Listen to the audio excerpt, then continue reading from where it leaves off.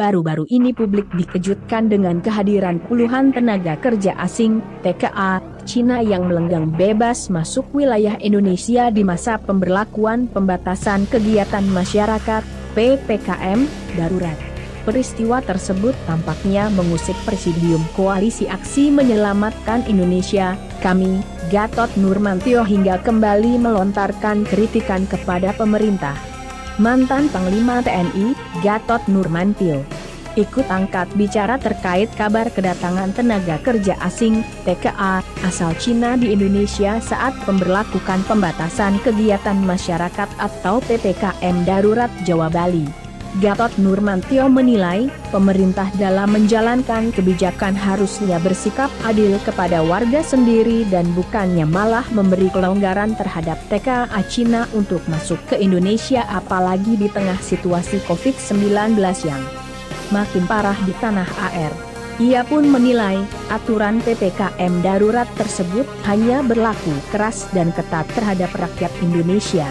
Sementara TKA Cina diberi keleluasaan untuk datang ke Indonesia.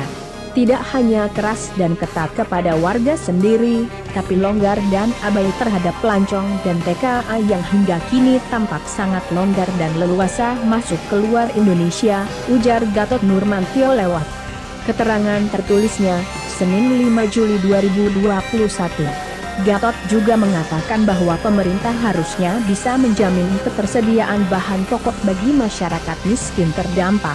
Menurutnya, dalam kondisi kedaruratan seperti sekarang wajib hukumnya untuk memastikan semua logistik cukup dan memadai.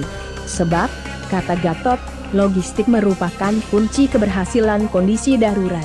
Selain itu, lanjut Gatot, pemerintah juga harus menggencarkan tes COVID-19 mandiri seluasnya untuk mencegah penyebaran wabah khususnya bagi orang tanpa gejala maupun gejala ringan.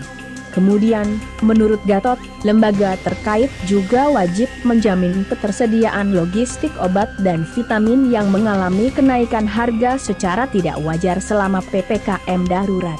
Di sisi lain, Gatot Nurmantio mendorong agar pemerintah juga perlu memberikan subsidi pada industri farmasi nasional, industri jamu, dan UKM farmasi untuk memproduksi obat dan vitamin yang dapat membantu mengobati COVID-19 dan meningkatkan imunitas.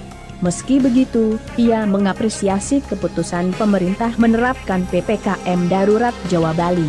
PPKM Jawa Bali adalah langkah yang tepat, perlu mendapatkan apresiasi untuk menghentikan penyebaran yang lebih luas lagi, terutama antar pulau, katanya. Selain itu, Gatot Nurmantio mengamati lonjakan kasus COVID-19 dalam sebulan terakhir dengan temuan jenis varian baru dan telah berkembang luas di sejumlah kota besar, seperti Jakarta, Surabaya, dan Medan. Menurutnya, kondisi itu sudah sangat mengkhawatirkan. Kondisi tersebut sungguh memprihatinkan dan mengkhawatirkan, ujarnya. Lonjakan kasus juga berakibat daya tampung pasien COVID-19 di hampir semua rumah sakit di Jawa Bali dilaporkan sudah penuh. Menurut Gatot, kondisi tersebut makin berat karena selain jumlah tenaga kesehatan tidak memadai, juga banyak menjadi korban. Meski mendukung PPKM darurat, Gatot mengungkapkan bahwa pemerintah harus memahami dan menyiapkan kondisi kegawat daruratan dalam skenario paling buruk.